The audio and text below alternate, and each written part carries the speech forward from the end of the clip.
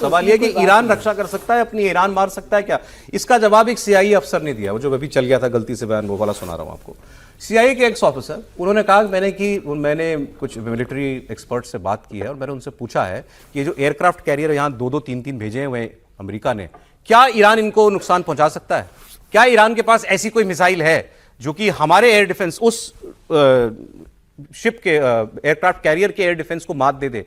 उन्होंने कहा बिल्कुल है, और ईरान के पास हाइपरसोनिक मिसाइल है। आपका एयरक्राफ्ट कैरियर सिटिंग डक है वहां पर। From a hypersonic missile. Well, the Iranians have hypersonics. The Chinese and the Russians gave them the technology and they developed it internally, domestically. An aircraft carrier is the size of a city. It has 25,000 sailors on it. Can you imagine if they sank one of those things? Or even just damaged it to the point where it would have to be towed into port for 2 years worth of repairs? कोई वजह तो है ही ना कि Trump ने अभी तक हमला नहीं किया। क्या पता वो यही डरो सर। कुल मिला जुला कर कहानी यह है कि युद्ध किसी के हित में नहीं है। किसी का व्यवसायिक हित सज सकता है, लेकिन युद्ध हमेशा भयावह है।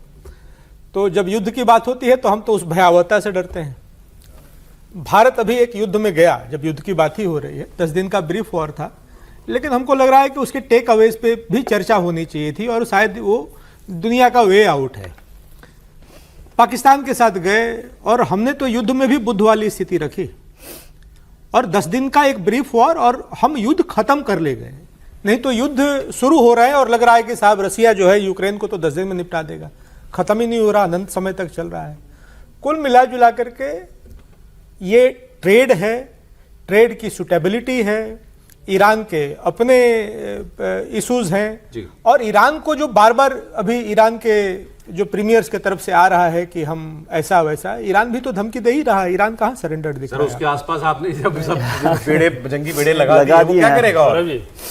देखिए ये तो बड़ा विचित्र है ना कि अमेरिका तय करेगा कि तुम क्या बनाओगे, क्या करोगे। अमेरिका तय करेगा कि कोई दूसरा देश किसी तीसरे देश के साथ कोई समझौता करेगा कि नहीं करेगा। किसी द्वीप पर वो हमको चाहिए लड़ने के लिए, ये कोई कहे कि चलो ठीक है अमेरिका को कुछ भला काम करना है उसके लिए द्वीप चाहिए, तुमको अपनी मिसाइलें तैनात करने के लिए चाहिए। मुझे लगता है कि जो दुनिया में ट्रंप कर रहे हैं, हो सकता है कि उनको लग रहा हो कि उनकी मुट्ठी से रेत फिसल रही है, जो अमेरिका की पावर है वो धीरे धीरे खत्म हो रही है। जो हम लोगों अभी, चूंकि अब कहानी कुर्सी के अंत में है, जो एआई समिट हुआ है जरा आप देखिए, उसमें अमेरिकी कंपनियां भले हैं, अमेरिका की बात नहीं हो रही, उसमें फ्रांस की बात हो रही, उसमें ब्राजील की बात हो रही, उसमें चाइना की बात हो रही, उसमें इंडिया की बात हो रही, उसमें नई बात हो रही है अमेरिका की। इसमें ईरान, इसमें अमेरिका की लड़ाई का एंगल क्या है? नहीं, मैं इसलिए कह रहा हूं कि ये जब आप करते हैं तो आप दुनिया को अपने तरीके से करने की कोशिश कर रहे हैं, दुनिया अपने तरीके से उसका जवाब दे रही है। मैं ये कह रहा हूं कि दिख भले नहीं रहा, लेकिन अमेरिका के खिलाफ एक अलग तरह की लामबंदी शुरू हो गई।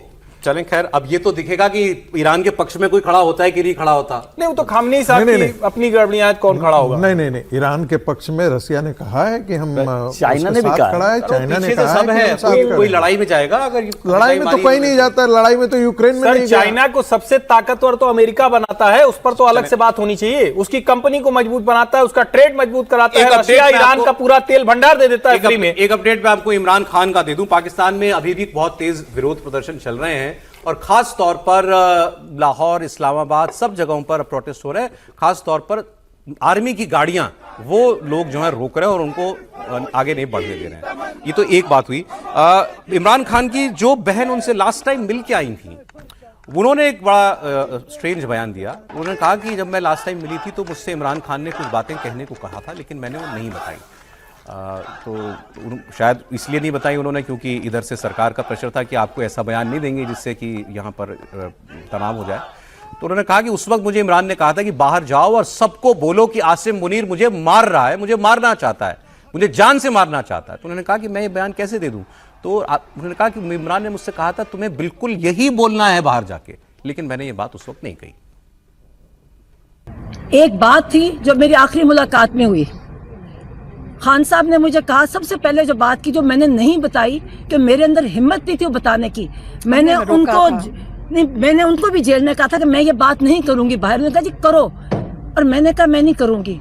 मगर आज जब ये सारी मैं चीजें देखी हैं और जो उनकी हालत है, उन्होंने मुझे कहा, कहते ये मुझे मार देंगे, इन्होंने मुझे मारने का प्लान किया है और आसिम मुनीर इसका जिम्मेदार होगा।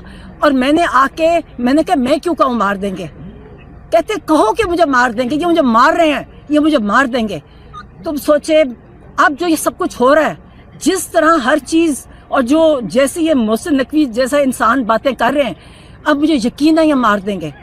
मगर ये तो कोई नहीं जानता इमरान खान को तब ऐसा लगा और उन्होंने ऐसा कहा कि नहीं कहा, लेकिन ये बात ठीक है कि ये मुलाकात 1.5-2 महीने पहले की होगी और उसके बाद इमरान खान की एक आंख खराब होने की खबर आ गई। तो वो कह रहे हैं कि अब मुझे यकीन हो गया कि इमरान खान जो कह रहे थे वो ठीक कह रहे थे।